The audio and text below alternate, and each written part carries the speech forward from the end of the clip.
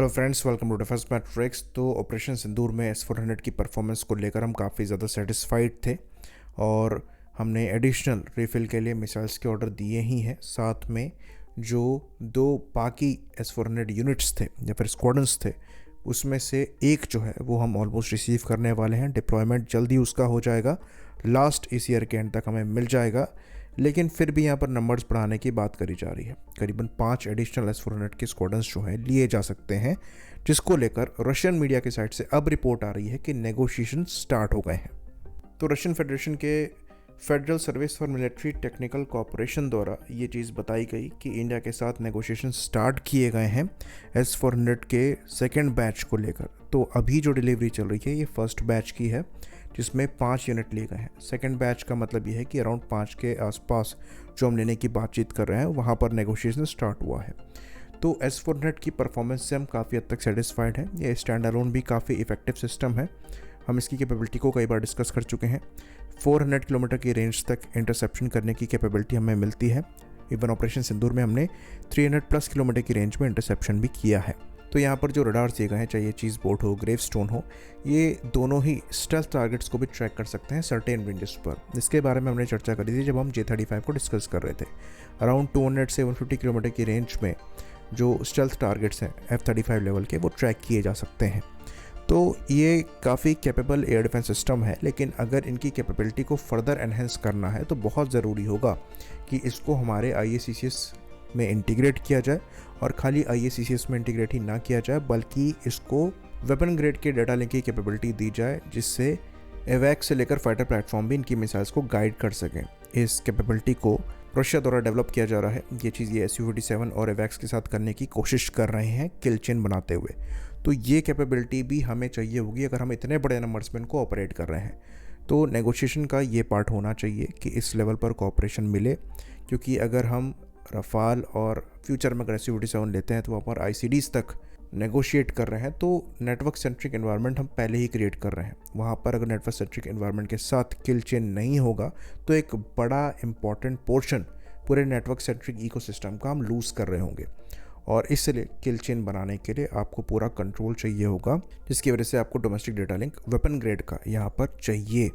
तो खाली IACCS या फिर आकाश तीर का इंटीग्रेशन ही नहीं चाहिए, बल्कि आपको weapon grade data link integration भी चाहिए। इससे आपके मल्टीपल फ़ायदे होंगे। पहला ये कि अगर कॉन्फ्लिक्ट के दौरान S-400 के रडार सिस्टम्स को डिस्ट्रॉय कर दिया जाता है, यानी कि चीज़ बोर्ड और ग्रेवस्टोन को, तो उसके बाद भी इनकी मिसाइल्स जो हैं ये दूसरे रडार सिस्टम्स के गाइडेंस के थ्रू टारगेट्स तक पहुंच पाएंगी। जैसे कि आपने MR-SAM साथ में डिप्लॉय किया हुआ है और यहाँ पर S-400 के रडार सिस्टम को डिस्ट्रॉय कर दिया गया, तो अगर वेपन ग्रेड की डेटा लिंक कनेक्टिविटी होगी तो MR-SAM का जो रडार है, जो कि ELM-2084 है, ये भी इन मिसाइल सिस्टम्स को गाइड कर पाए। साथ में लोकल प्रोडक्शन को लेकर भी हमें नेगोशिएशन करना चाहिए, क्योंकि एयर डिफेंस सिस्टम्स एक ऐसी चीज़ है जब कॉन्फ्लिक्ट शुरुआत होता है तो सबसे पहले ये यूटिलाइज होना स्टार्ट होते हैं, तो आपको तुरंत रिफिल चाहिए होंगे। और अगर आप इम्पोर्ट पर डिपेंडेंट हैं इसको लेकर, तो long term OEM dependency war के दौरान घातक साबित हो सकती है। तो हो सकता है इन चीज़ों को जब आप नेगोशिएट करें तो डील का प्राइस शूट अप कर जाए, लेकिन इन कैपेबिलिटीज़ का ना होना और फिर पे करना भी एक मिस्टेक होगा। तो कुछ रिपोर्ट्स यहाँ पर सजेस्ट करती हैं कि लोकल प्रोडक्शन को लेकर या फिर लोकल MRO को लेकर तो चर्चा हो ही रही है, पर लोकल प्रोडक्शन को लेकर भी यहाँ पर हो सकता है बात आगे बढ़ाई जाए। हमारे हिसाब से ये हमें बिल्कुल करना चाहिए। बाकी कुछ यहाँ पर सजेशन आते हैं कि क्या 5 additional S-400 air defence systems को हमें लेना ज़रूरी है जब प्रोजेक्ट कुशा जैसे सिमिलर प्रोजेक्ट को हम एग्जीक्यूट कर रहे हैं। तो ये चीज़ हमने एक्सप्लेन करी थी कि ऐसे long range air defence systems की रिक्वायरमेंट अभी एग्जिस्ट करती है, खासकर ये देखते हुए कि जो फाइटर स्क्वाड्रन संख्या है वो काफ़ी नीचे जा चुकी है। तो मेन टाइम उसको काउंटर बैलेंस करने का काम करता है। साथ में अगर आप फाइटर प्लेटफॉर्म्स को प्रोक्योर कर भी रहे हैं तो टोटल इंडक्शन होने में कम से कम 1 दशक का समय लग जाएगा। तो कम से कम 5 साल आपको सर्विस में इंडक्ट करने में प्लेटफॉर्म को लगेगा, फिर टोटल नंबर उनके इंडक्ट करने में ऑलमोस्ट 10 साल लग जाएगा। तो 15 साल का पीरियड यहाँ पर जा रहा है। तो ये एयर डिफेंस सिस्टम कम से कम एक तरीके से थोड़ा गैप फिल करने का काम कर रहे हैं। बाकी प्रोजेक्ट कुशा की बात करें तो अभी तक इसके किसी भी इंटरसेप्टर को टेस्ट नहीं किया गया है। ऑल्दो बात चल रही है कि M2 इंटरसेप्टर जो है इस साल टेस्ट किया जा सकता है, जहाँ पर रेंज आपको 250 किलोमीटर के अराउंड की मिलेगी, बट अभी तक उसको लेकर कोई रिपोर्ट नहीं आई है। और फिर M3 इंटरसेप्टर की बात 2030 के अराउंड तक चलती है।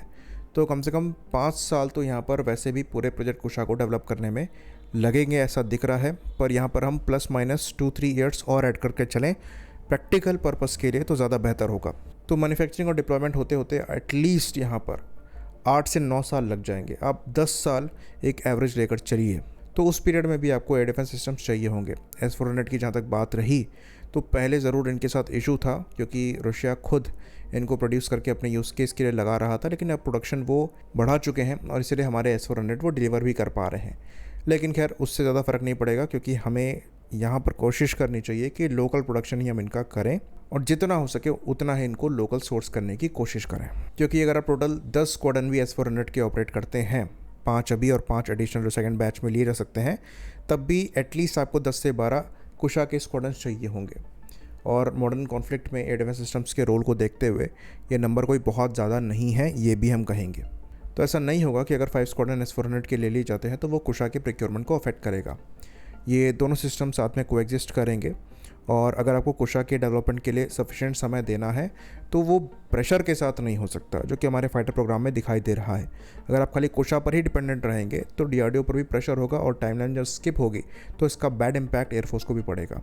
तो एक बैलेंस्ड अप्रोच लेकर हमें आगे चलना है, जहाँ पर अल्टीमेट गोल हमारा लोकल R&D और कंप्लीट इंडिजनाइजेशन को अचीव करना हो। लेकिन उसके पहले आपको एक पूरी इंडस्ट्री खड़ी करनी पड़ेगी और इंडस्ट्री को कुछ बनाने के लिए चाहिए। अगर आपके पास नहीं है तो आप जो लेकर आ रहे हैं कम से कम वो चाहिए। तो पहला गोल ये होना चाहिए कि अब डिफेंस फोर्सेस कोई भी इक्विपमेंट ले तो वो लोकली ही सोर्स्ड हो, ताकि कॉन्फ्लिक्ट के टाइम पर आपको OEM की शक्ल ना देखनी पड़े। और अच्छी बात यहाँ पर यह है कि अब यही प्रयास किया जा रहा है, तो ये चीज़ दिख भी रही है, इसलिए हम ऑप्टिमिस्टिक हैं। प्रोजेक्ट कुशा पर प्रॉपर कमिटमेंट दिखाई दे रहा है। एयरफोर्स ये बात पहले भी कई बार कह चुकी है कि कम से कम 12 स्क्वाड्रन कुशा के हमको चाहिए। But R&D time taking process है, वो आपको देना पड़ेगा और वो आप तभी दे सकते हैं अगर आपकी अर्जेंट में रिक्वायरमेंट ना हो, और वो तब नहीं होगी अगर आपके पास अभी स्टॉप गैप के लिए कुछ हो। ये कल भी हमने एक्सप्लेन किया था। तो ये जो अरेंजमेंट है इसमें खर्चा काफ़ी ज़्यादा होगा, लेकिन अनफॉर्चुनेटली हम जिस कंडीशन में है हमें ये करना भी पड़ेगा, क्योंकि हम सिक्योरिटी से भी कॉम्प्रोमाइज़ नहीं कर सकते, साथ ही साथ हमेशा डिपेंडेंट भी नहीं रह सकते। लेकिन जो हमारे पास है उसका बेस्ट यूटिलाइजेशन हो, ये भी इंश्योर करना ज़रूरी है। और इसलिए हम ये आर्ग्यू करते हैं कि S-400 को लोकली बनाया भी जाए और इतना कंट्रोल हमें मिले कि हम इसे अपने वेपन ग्रेड डेटा लिंक के साथ इंटीग्रेट करके इस्तेमाल कर पाएँ। और ये चीज़ देखनी होगी कि जो नेगोशिएशन चल रहा है उसमें ऐसी कितनी रिक्वायरमेंट्स इंक्लूडेड हैं। आई होप इन्फॉर्मेशन यहाँ पर क्लियर रही हो। इसी बात पर इस वीडियो को हम ख़त्म करेंगे। लाइक करिए, सब्सक्राइब करिए। जय हिंद।